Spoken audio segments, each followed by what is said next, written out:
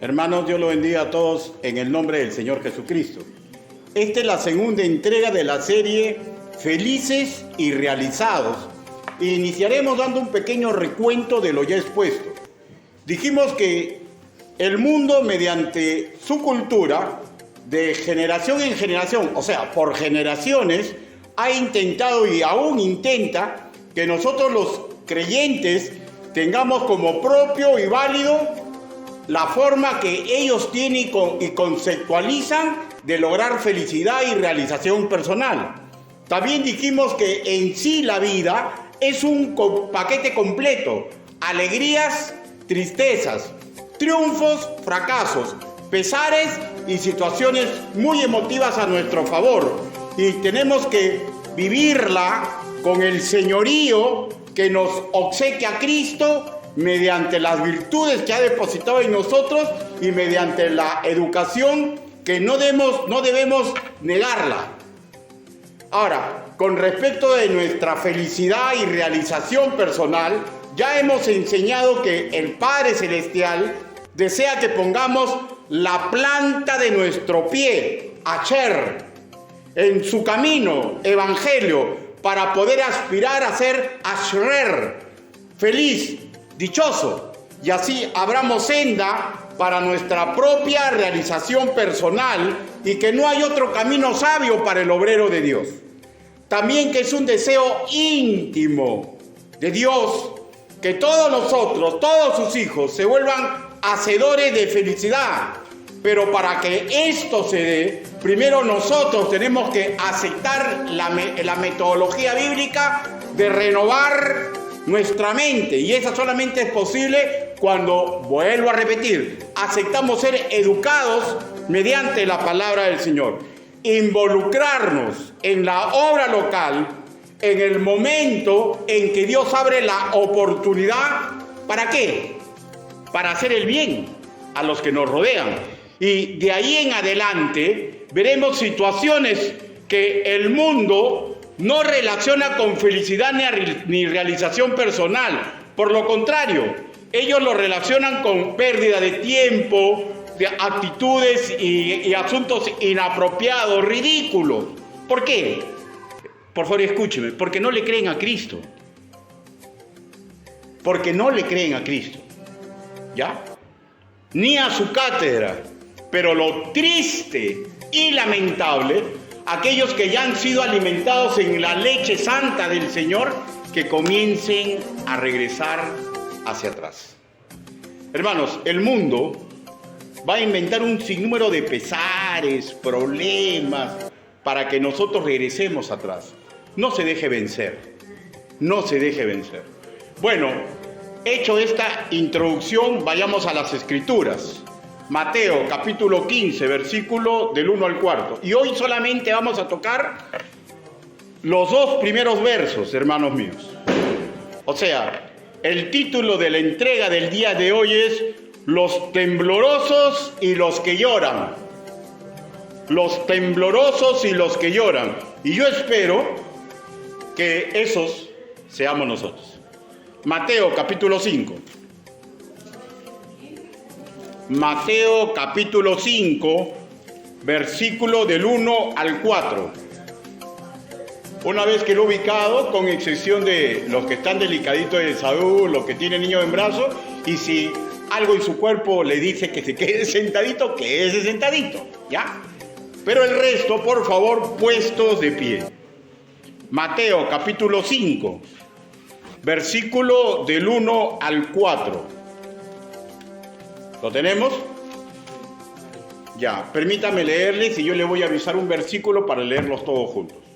La palabra del Señor dice así: viendo la multitud, subió al monte y sentándose vinieron a él sus discípulos. Y abriendo su boca les enseñaba diciendo: bienaventurados los pobres de espíritu, porque de ellos es el reino de los cielos. Bienaventurados los que lloran, porque ellos recibirán consolación. Todos juntos repitan conmigo el del versículo 3. 1, 2, 3. Bienaventurados los pobres de espíritu, porque de ellos es el reino de los cielos. Bienaventurados los que lloran, porque ellos recibirán consolación. Por favor, incline su rostro y permítame que lo guíe en una oración congregacional. Bendito Padre Celestial, mis hermanos aquí reunidos comprenden a cabalidad que no existe hombre digno de predicar ni enseñar su evangelio. Señor, pero si usted me está dando la oportunidad, hable, Señor Yahvé. Utilice el sonido que sale de mis cuerdas vocales, utilice mis ademanes, utilice el trabajo que he preparado, utilícelo todo, Señor, para que su palabra, Señor, como una suave brisa, llegue al corazón de mis hermanos y, si corresponde, como una fuerte tormenta. Señor, nos abandonamos al poder del Espíritu Santo. Hable, Señor Yahvé, porque nosotros, incluido su predicador, queremos escuchar su voz. Así le pedimos, así le suplicamos, en el nombre bendito del Señor Jesucristo. Amén. Por favor, tomen asiento. Ponga un separador, por favor, en esta parte del Evangelio, ¿ya?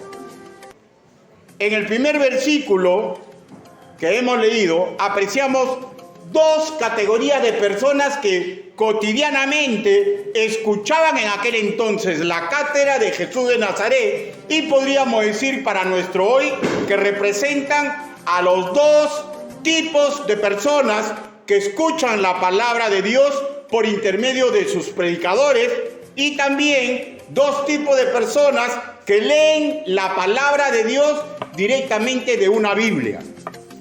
Identifiquemos a uno de esos grupos. Dice la multitud. Ahora, veamos qué nos dice el griego koiné, cómo define a este grupo. El vocablo del griego koiné es el término ojlos. Ojlos, o sea, una muchedumbre reunida. Por implicancia, una chusma. Y usted dirá, ¿por qué una chusma? ¿Por qué? Explico el sentido del término hebreo. Conjunto de personas siempre listas para el motín, para el saoco, para el desorden, para hacer simplemente como su yo les parece que deben ser las cosas. Pero por igual, Jesús a ellos les comunicó el mensaje. Y hay que tener cuidado, hermanos míos, con erigirnos como superiores, porque no se olvide que Dios nos sacó de la chusma. Dios nos sacó de la chusma.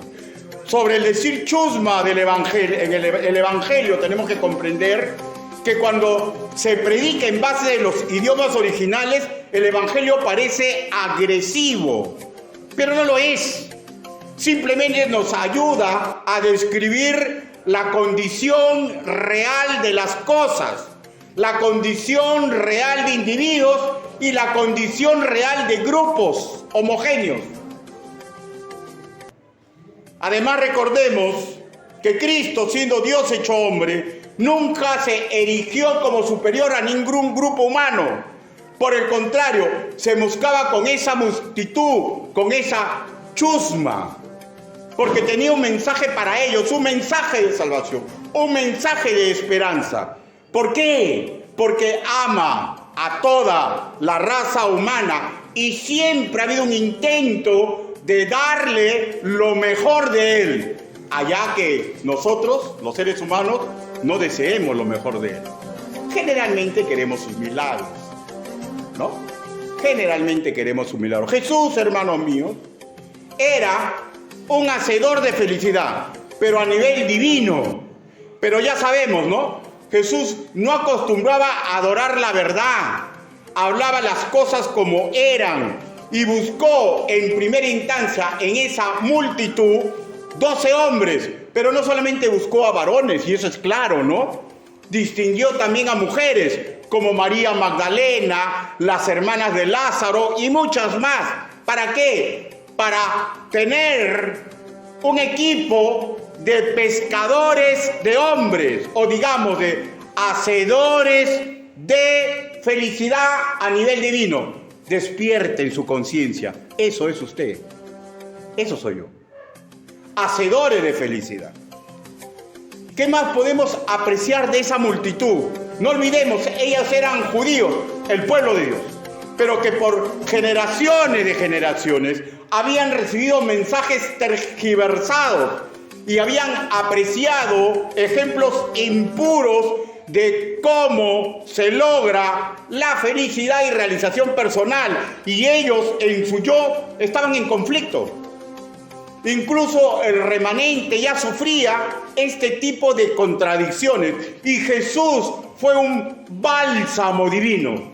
Escúcheme, por favor. Usted y mi persona tenemos que ser bálsamo divino. No pongamos el dedo en las contradicciones.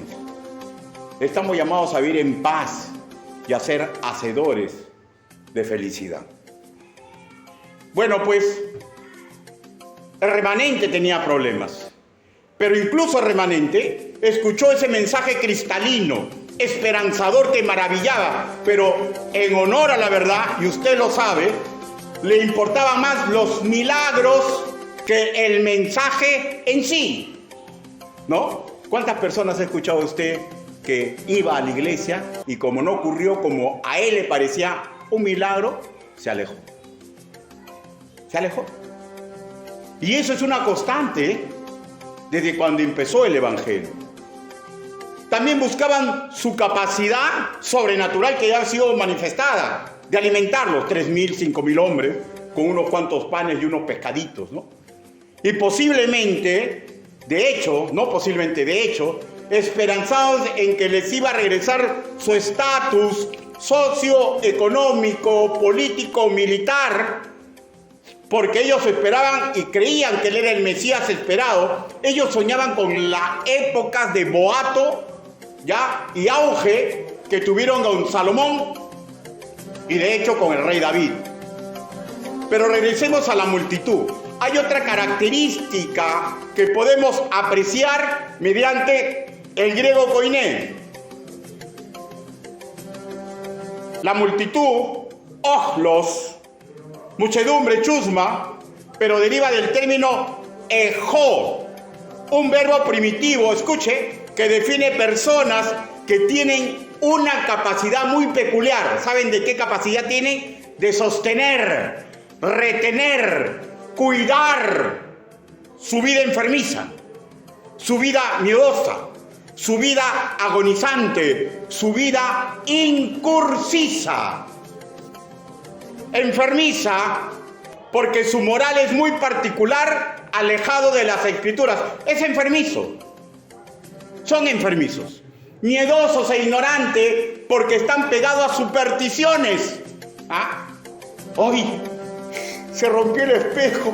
7 años de mala suerte. No crean que ellos eran diferentes, Eran sumamente miedosos e ignorantes. ¿Saben por qué? Los fariseos les habían dicho que si antes de comer no se lavaban 7 veces la mano, estaban en pecado.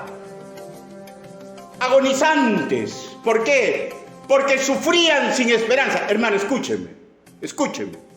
El delincuente que cae en la cárcel, el corrupto desde un estado, el homosexual, escúcheme, la prostituta, escúcheme, el que tiene relaciones con un novio, con una novia, que se da cuenta que algo está malogrado, ¿ya?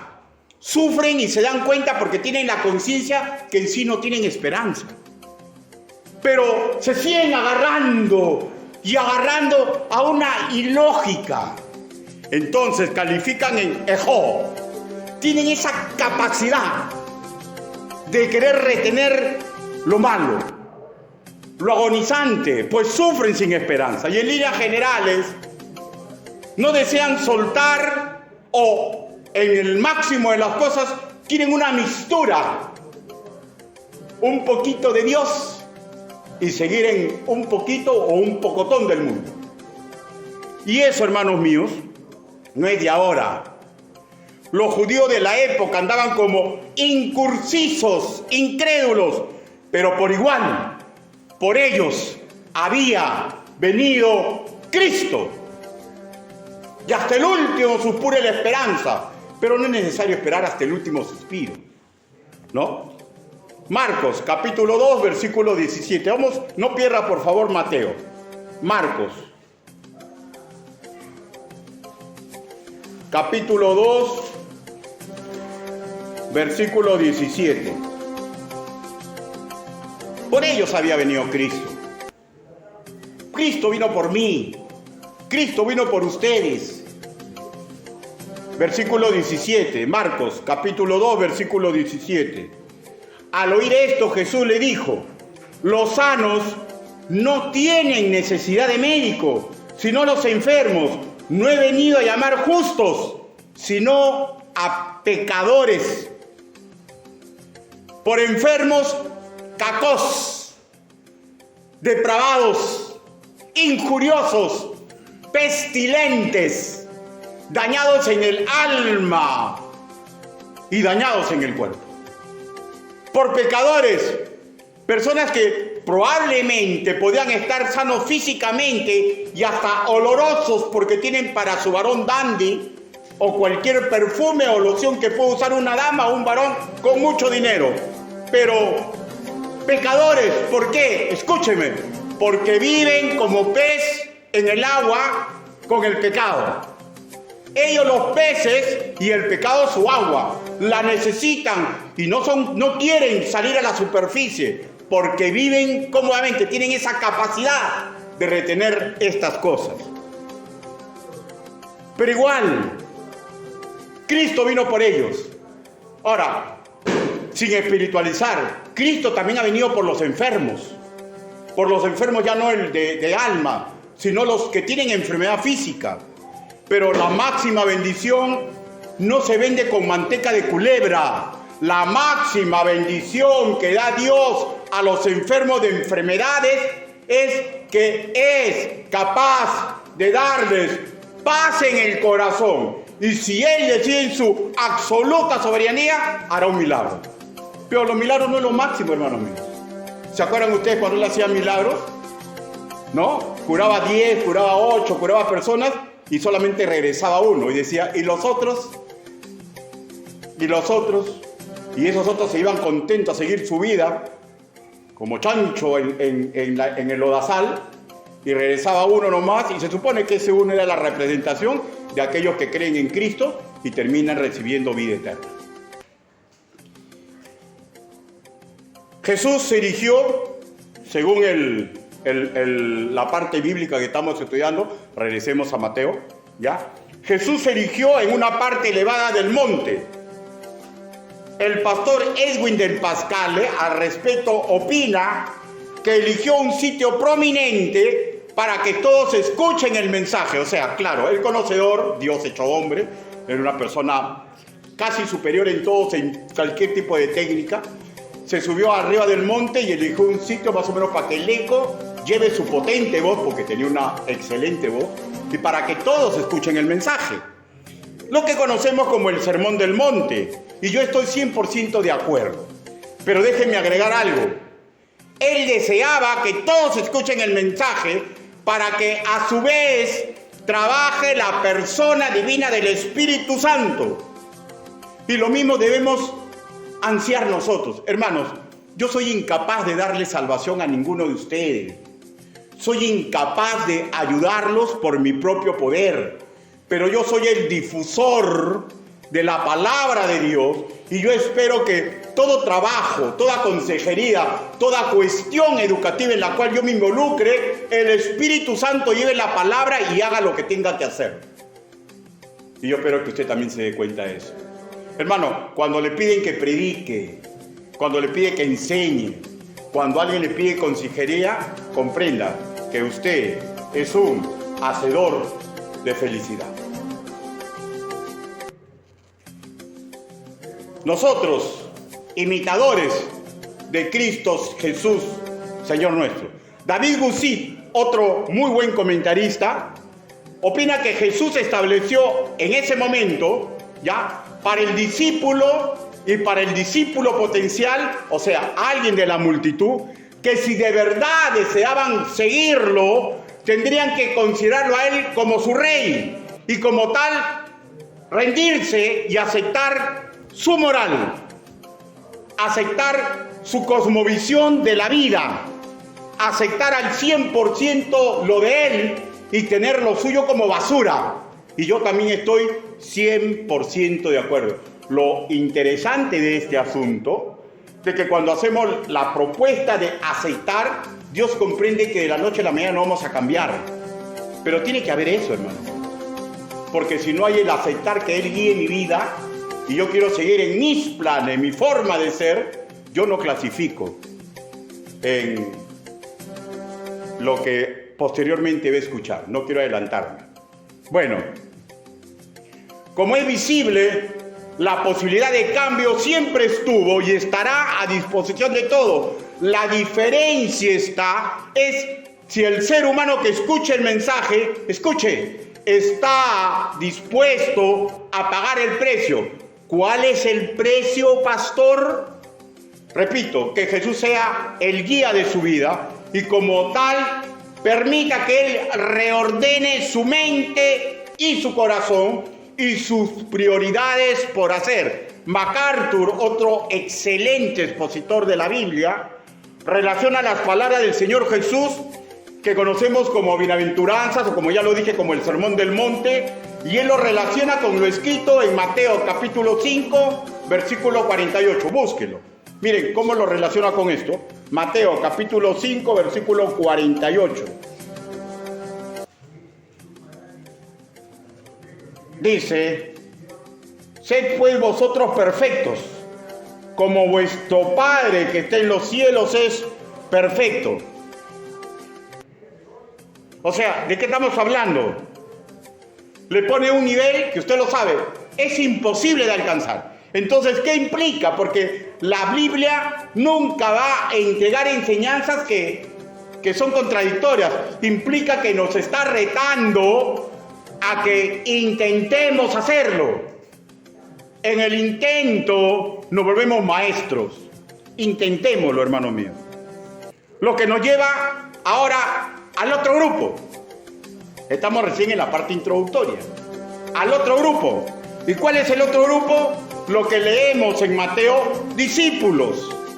En el griego koiné, macetes, que significa aprendiz, es decir, alumno, pero con una particularidad que se aprecia en la raíz de este término, ya el que le da vida, manzano, que implica que uno que aprende de cualquier manera. O sea, ¿qué significa? Que se esfuerza, se sacrifica, que no le interesan los obstáculos. Él ha decidido aprender. Y todo guarda relación, ¿no? Ustedes me han escuchado decir de que todo pastor quiere que su congregación sea feliz y realizada. Pero depende de la congregación que acepte ser enseñada. Y los verdaderos discípulos que han crecido en el sentimiento del discípulo deciden aprender. Como los niños de nuestra serranía y de la selva, ¿no? Han escuchado, no son leyendas, ¿ah? Han escuchado niños que caminan kilómetros de kilómetros para llegar a la escuelita estatal. ¿Por qué? Porque se esfuerzan. Hay hasta un cántico, ¿no? Secular de Raúl Vázquez, ¿no? Pueblo chiquito, muy pobrecito, tú necesitas de muchas cosas. Una escuelita en la parroquia, donde tus hijos estudien ya. ¿Y qué canta este hombre? Luchador social, relacionaba que la educación era la palanca para que los hombres, él no conocía a Cristo, supongo, él hablaba de la educación secular, para que los hombres puedan estar con mejores armas para lograr su felicidad y su realización personal. Siempre está relacionado a la educación. La suerte, el albur, es cosa de locos. Es parte de la vida loca. ¿Ya? No es así. Es educación. Las cosas no suceden por casualidad. Y olvídense el sentimiento que Dios es mago. Hay muchos que piensan que Dios es mago, ¿eh? Muchos piensan que Dios es mago. ¿Y cómo lo sé? Con sus propias actitudes yo me doy cuenta. Pero también se lucha por ellos. ¿Cómo? Amándolos, respetándoles, pero enseñándoles el Evangelio, cuál duro es. Cuál duro es. Hoy veremos dos demandas o dos aclaraciones que entregó Jesús de Nazaret para que sus discípulos y los que desean sumarse, o sea, como dice Gusit, los discípulos potenciales puedan ser felices y realizados. Y ahora sí, el primer grupo, los temblorosos. Vayamos a las Escrituras. Nuevamente a la porción bíblica del Sermón del Monte, Mateo capítulo 4, versículo 3, dice: bienaventurados los pobres de espíritu, porque de ellos es el reino de los cielos. Bienaventurado, griego koiné, macarios. No los zapatos grandazos de cuando yo era chibolín. Había unos macarios, los zapatos que eran así, que los chaturríos usaban. Bacanazos los zapatos. No, eso no. Pero tenía, miren el sentido. O sea, los chaturríos se sentían felices, dichosos, porque se sentían más altos. El término macarios implica felices, dichosos, supremamente bendecidos, afortunados, bien librados del mal. ¿Ya? ¿Quiénes? Según lo que dice Mateo, los que son pobres de espíritu. Ahora, para definir esta idea, pobre de espíritu, nos damos cuenta que es una idea compuesta de dos vocablos, ¿no es cierto? ¿No? Ahora, tenemos que analizar esos vocablos. El editor de nuestra Reina Valera nos ayuda mucho porque, miren, ojo que Reina Valera a veces comete ciertos errores, ¿ya? Pero acá no. ¿Por qué? Porque espíritu está con minúscula, o sea, de hecho no es el Espíritu Santo, ¿no? Entonces, ¿por qué? Porque el término espíritu en el griego koiné, neumá, puede ser usado para hablar del Espíritu Santo, el Espíritu de Dios, como espíritu de hombre, ¿ya? Ahora, neumá implica mente humana, o digamos, alma racional. O sea, estamos ante la descripción de nuestro yo, nuestra esencia, lo que nadie ve, pero lo que le da valor a mi individualismo, a cada ser humano en particular. Y el otro término que da el sentido compuesto es pobre. En el griego koiné, el vocablo tojos. La idea que deriva es lo siguiente, escúcheme. Alguien que se acurruca, un mendigo, un pordiosero, alguien con necesidad absoluta, que sabe que necesita ayuda urgente y no se esfuerza en aparentar lo contrario. ¿Han visto esos pordioseros que cuando tú le quieres dar algo, no, yo no quiero nada? Ya, no, esto es lo contrario. Ese es un pobre de espíritu, que no está en palanganadas de aparentar lo que no es. Y Jesús, sabemos, afirmó y afirma que Él era y es el camino, que Él era y es la verdad, que Él era y es el camino al Padre. Y si el Padre es el dador perfecto de la felicidad, entonces quiere decir que el camino para ser felices, dichosos, bendecidos, afortunados, bien librados del mal, es que aceptemos en nuestra mente, aceptemos que nuestros sentimientos, aceptemos que nuestros proyectos de vida, cual mendigo, corran a la educación de Cristo, al poder de Cristo, como si fuera la última gota de agua en el desierto. Y esa es la única forma en que el ser humano puede lograr la felicidad y la relación personal, pero de acuerdo a Dios.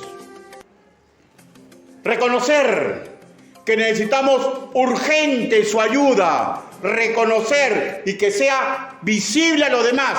Por eso que un creyente, escúcheme por favor, veneno para el creyente, que se crea la última chupada de mango, que sea buen abogado y que diga yo soy el mejor, que sea buen policía y que diga yo soy lo máximo, ¿ya? Que sea buen cocinero y diga como mí no hay, ¿ya? Escuche, ¿ya? Un pastor, un predicador, nadie predica como yo. ¿What? ¿Está bien dicho en inglés? Porque en inglés hay cositas nomás así, cositas. No, pues, no es así. Nosotros, gracias niña, nosotros tenemos que comprender que nosotros tenemos que ser ejemplos de pobres de espíritu. Personas, nosotros, que dejemos las cosas que combaten esta correcta felicidad. Que seamos nosotros los que dejemos de buscar, escúcheme ya, felicidad y realización personal mediante herramientas humanas, dinero, poder, alianza con otros hombres, que nosotros podemos darle más aplicaciones. Escúchenme, no va a ser usted feliz, dichoso, supremamente bendecido, afortunado, bien librado del mal, escúcheme, por simplemente haberse casado. O no va a ser dichoso, feliz, librado del mal porque simplemente evitó un mal matrimonio. No va a ser usted feliz, dichoso porque tiene las virtudes y gana como Messi. No va a ser feliz, dichoso porque no tiene ningún tipo de enfermedad. Porque la única forma de lograr felicidad y realización personal es cuando nos sometemos a los métodos de Cristo. Así que, si usted piensa que porque se casó ya va camino a la felicidad, cuidado. Porque si deja de lado lo que Dios dice para su matrimonio, que están en el Ministerio de la Reconciliación y se dejan de preparar, le firma un certificado. Espere los terremotos y los maremotos. Y si usted cree que casándose simplemente, solteros, van a ser dichosos y realizados y van a lidiar de todo el mal, cuidado. Porque si se mete en yugo desigual, prepárese para los terremotos.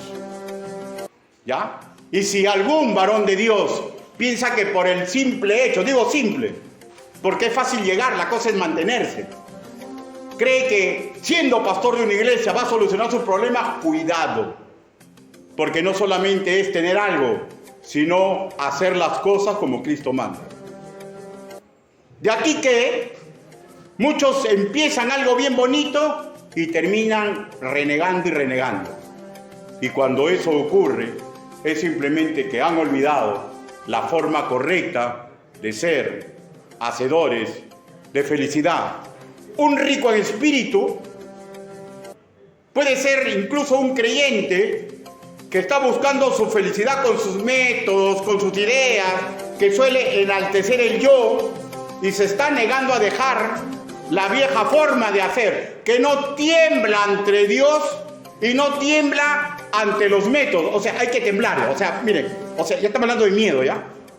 O sea, yo estoy casado, ¿está bien? Y si yo no tiemblo ante la posibilidad de meterme con otra mujer, ya empecé a caer.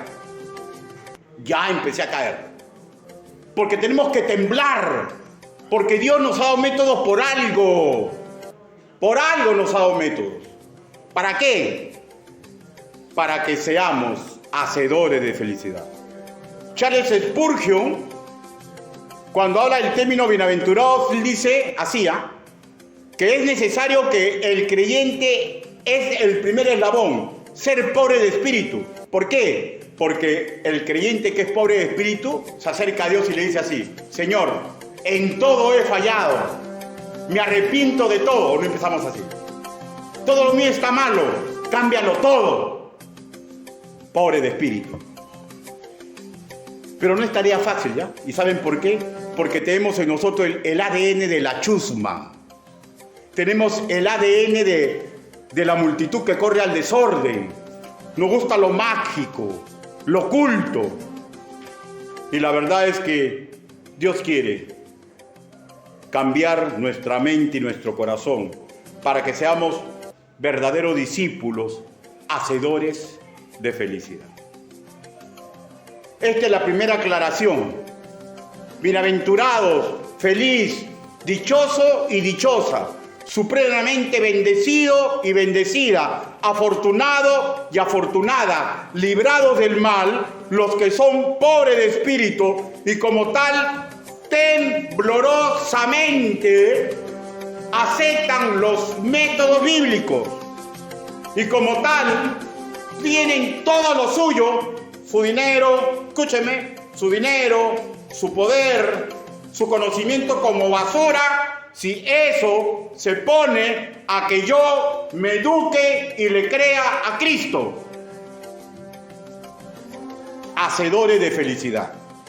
La autosuficiencia de pretender triunfar o pretender realizarse en cualquier nivel sin depender de Cristo es una ilusión, es neblina como la que existe en las costas inglesas. ¿Alguien conoce Inglaterra? ¿Alguien ha escuchado lo que es Inglaterra? Es bruma y más bruma. En Inglaterra, para que se vean los barcos, tienen que haber los famosos faros, porque se paran en la playa y a kilómetros de la playa, y Londres viene una bruma que no se ve nada. Es bruma, hermanos míos.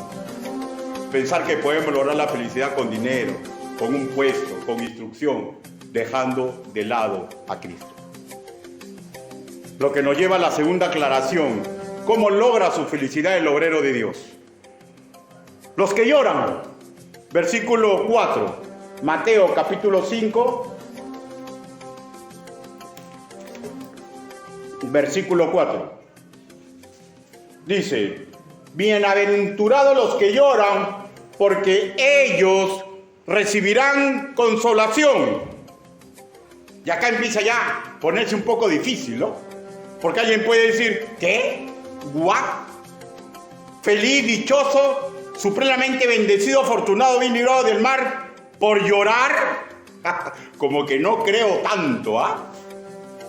Expliquemos. Cuando leemos en castellano lloran, es el término griego koide penseo.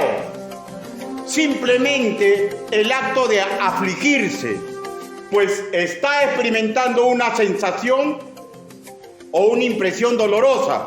Y yo estoy lógicamente de acuerdo en que sería inapropiado, grotesco, tirado de los pelos, decir que el que llora, simplemente por llorar, logra felicidad, dicha y ventura. Óigame, no es así. Aunque la realidad, tenemos que comprender, hermanos míos, que la vida es un paquete de alegrías y tristezas. Y también hay que recordar, ya, escúcheme, que una situación penosa y dolorosa, cuando lloramos o nos afligimos, es un mecanismo natural. Es bueno, ¿saben por qué, hermanos míos? Porque es una válvula de escape para evitar colapsar. Pero tampoco eso va a dar felicidad. Eso es supervivencia. El maestro MacArthur, otra vez vuelvo a repetir, un maestro que me parece muy digno de escucharlo y leerlo, ¿ya? Opina que aquí se está refiriendo a la tristeza que conduce al arrepentimiento y de ahí a la consolación divina, y que él, que él junta todo el proceso y dice: el proceso da Macarios, felicidad, dicha, super bendición, fortuna por ser librado del mal. Y soy sincero, casi todos los maestros que he consultado tienen la misma conceptualización, y yo estoy de acuerdo. Pero cuando comencé a investigar para exponer este tema, como que algo faltaba. Y acá pregunto,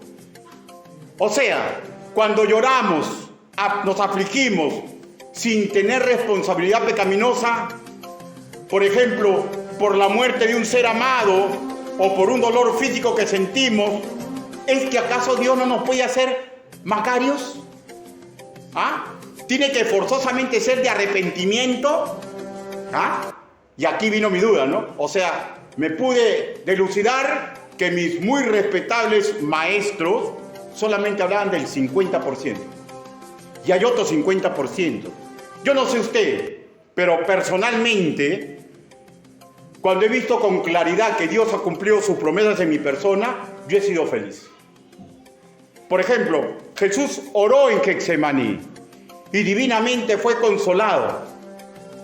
Miren, permítame que les lea sobre un librito que cayó en mis manos, Torturados por Cristo, hace más de 15 años atrás. Fue escrito por Richard Brundtland, algo así es, perdónenme, no pronuncio muy bien lo de English Alphabet. Pero este hombre sufrió cárcel y tortura en Rumanía, en la época del comunismo. Él estuvo detrás de la cortina de hierro y en este librito escribió parte de su testimonio. Escúcheme, porque es muy interesante, se lo voy a leer. Dice: nosotros los de la iglesia subterránea no tenemos catedrales, pero hay catedral más hermosa que el cielo que observamos cuando nos reunimos en el bosque. De hecho, paz, contentamiento, felicidad sosegada en circunstancias adversas, ¿no? En la normalidad, ¿no? Imagínense, hermanos míos, que nos quiten el templo, que triunfa pues el comunismo y dicen: no, esa iglesia predican demasiado bien, los hermanos se portan muy bien, cerremos esa iglesia. No, es así, porque son bacanales, es así, déjala. Pero esa la comenzamos a cerrar y nos cierran la iglesia. Pero ¿quieren seguir reuniéndose? Tenemos el parque, ¿no? Y podemos mirar el cielo y podemos ver mientras cantamos cómo danzan los ángeles en el cielo. Imagínense, pues, qué hermosa catedral. Y ahí viene una felicidad sosegada, que me podrán quitar las cosas materiales, pero mi fe y el culto nunca. Nunca. Pero hay más. Él sigue escribiendo y escribe así: en nuestras horas más negras y amargas de tortura, o sea, ya está preso, pues, ¿no? Ya pasó la época en que está libre y está congregando en los bosques, ya lo chaparon del pescuezo y ya lo metieron en el bote. Y ya lo están torturando. Así son los comunistas, ¿eh? Por si acaso. Por si acaso. Aprendan de la historia del cristianismo. Y bueno, pues, ya lo están torturando y él escribe lo siguiente: en nuestras horas más negras y amargas de tortura, el Hijo del Hombre aparecía entre nosotros. Las murallas parecían brillar cual diamantes y las celdas se iluminaban. De hecho, es sentido figurado, ¿no? Porque él dice parecía. Pero lo real es que tenían contentamiento. Pregunto, ¿no hay felicidad sosegada cuando en medio del dolor te das cuenta que comienzas ahora sí a imitar completamente a Cristo? Sí, pastor, pero le debe haber dolido. Duele cuando te torturan, pero cuando ves que te están permitiendo en tu momento de tranquilidad, que te están permitiendo caminar el camino de Cristo, debe ser una inmensa felicidad. Pastor, ¿cómo dice eso? Hermano, porque así es. Porque si no, ¿qué fue con los que fueron matados por los romanos? ¿Qué fueron con los apóstoles que todos murieron?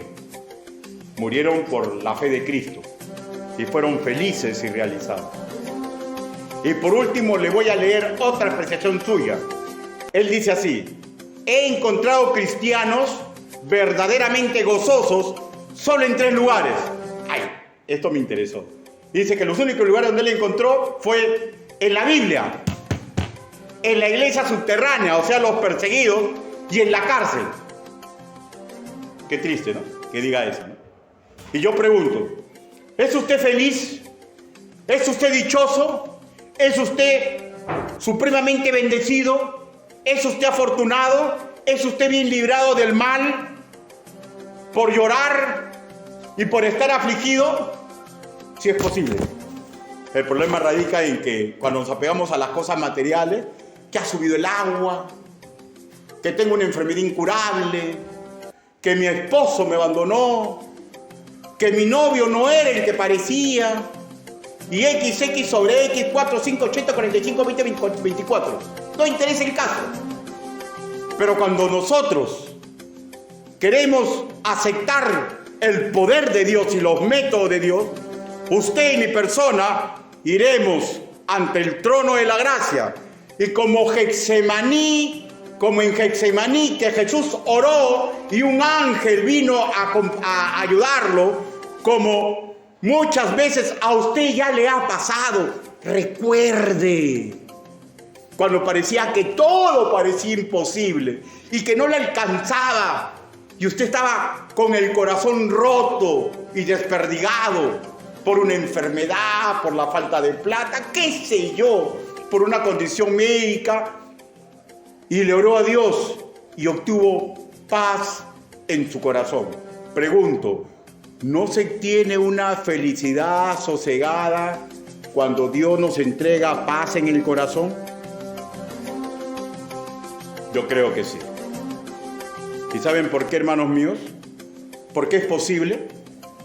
Mateo, capítulo 5, versículo 4. Volvamos a leer. Dice la palabra de Dios. Bienaventurados los que lloran, porque ellos recibirán consolación. Y este término griego es parakaleo. ¿Y saben qué significa? Es la respuesta divina que solamente puede tener un hijo de Dios. Escúchenme, ¿eh? La respuesta divina que solamente puede obtener un hijo de Dios. Parakaleo define la acción de llamarlo, de invitarlo, de invocar su poder para que consuele mi alma afligida. Pregunto, ¿usted es padre? Sí. Y si usted es hijo y aún no es padre, pero usted tiene en mente un padre perfecto, sí. Y no hay padre. No hay padre que cuando escucha a su hijo llorar, su tierno corazón no lo ayude. Y la máxima bendición que Dios nos da no es curar enfermedades, no es hacernos millonarios, no es hacernos que nos casemos, hacernos que nos divorciemos. No, la máxima felicidad es tener paz en medio de las tormentas de la vida. Por eso que trabajamos todos los maestros. Por eso trabajamos todos los maestros, para que aquellos que son alimentados con nuestra cátedra y con nuestro ejemplo puedan luchar por su paz. Hermanos, probablemente usted, cuando me escucha a mí decir, tenga tranquilidad, tenga paciencia, puede decir, pero qué perdido está el pastor. Sí, estoy perdido en Cristo.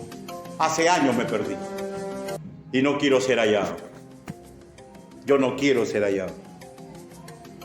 Sí, feliz, dichoso, supremamente bendecido, afortunado, bien librado del mal. Sí, bien librado del mal.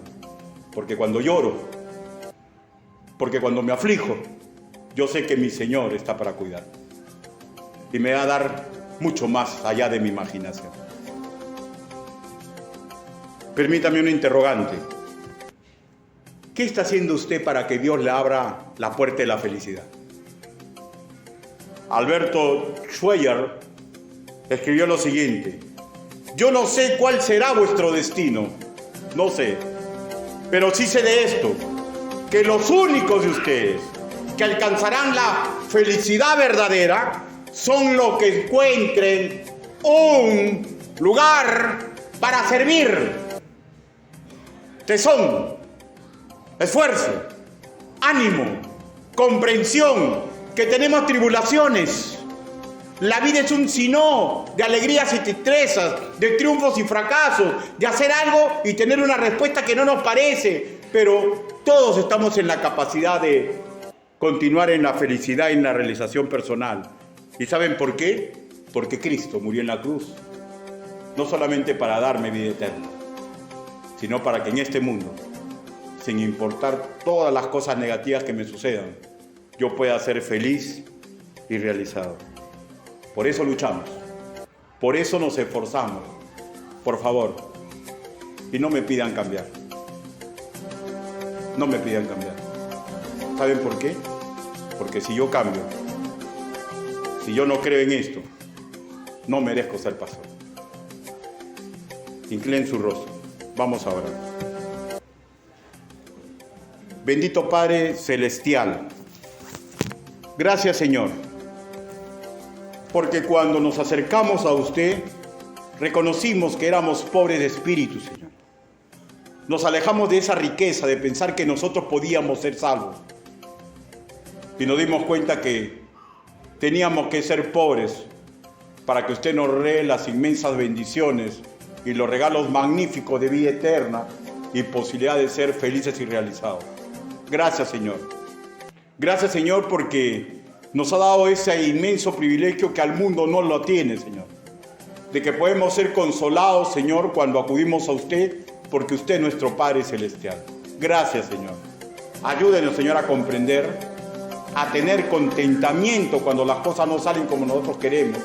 No permita, Señor, que nos alejemos de las bienaventuranzas que usted entrega para nosotros. Quiero hacer una invitación. Por favor, todos cierren sus ojitos.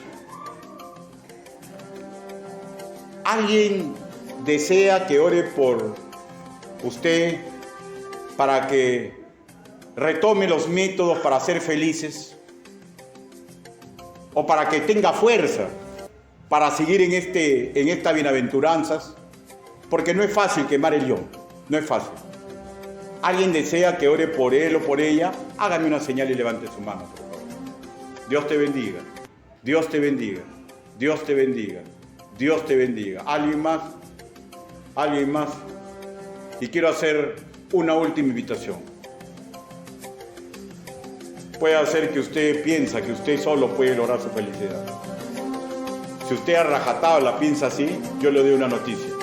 Es probable que usted no sea hijo de Dios. ¿Alguien quiere acercarse a Cristo? ¿Alguien quiere claudicar ante Él? ¿Alguien quiere cambiar el sino de su vida? ¿Alguien quiere humillarse a Cristo? Pregunto, si hay alguien así, permítame orar por usted. Solo necesito que me dé una señal, que levante su mano.